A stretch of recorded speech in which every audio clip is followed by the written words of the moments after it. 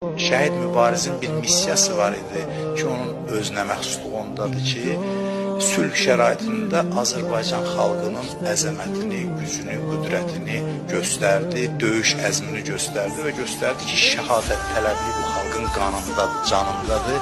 Özü də bunun məhz İmam Hüseyin əleyhissalamın məktəbindən qaynaqlandığını bildirdi və bu xalq üçün böyük bir fədakarlıq elədi.